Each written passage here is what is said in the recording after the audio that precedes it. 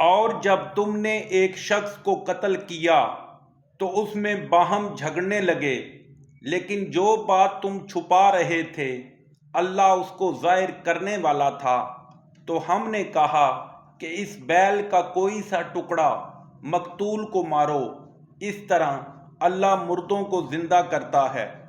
اور تم کو اپنی قدرت کی نشانیاں دکھاتا ہے تاکہ تم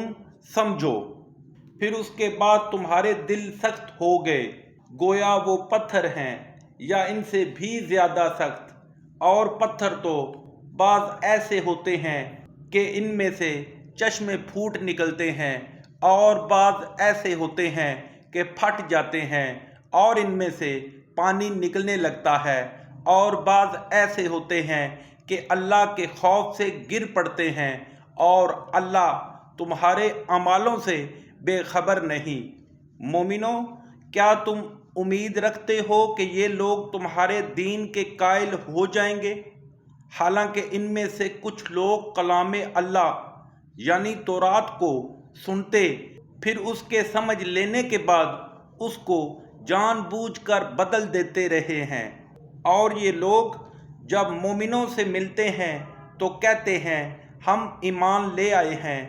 اور جس وقت آپس میں ایک دوسرے سے ملتے ہیں تو کہتے ہیں جو بات اللہ نے تم پر ظاہر فرمائی ہے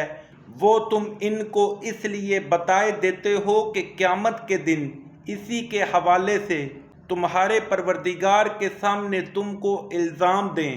کیا تم سمجھتے نہیں؟ کیا یہ لوگ یہ نہیں جانتے کہ جو کچھ یہ چھپاتے اور جو کچھ ظاہر کرتے ہیں اللہ کو سب معلوم ہے؟ اور بعض ان میں ان پڑھ ہیں کہ اپنے خیالات باطل کے سوا اللہ کی کتاب سے واقف ہی نہیں، اور وہ صرف ظن سے کام لیتے ہیں، تو ان لوگوں پر افسوس ہے۔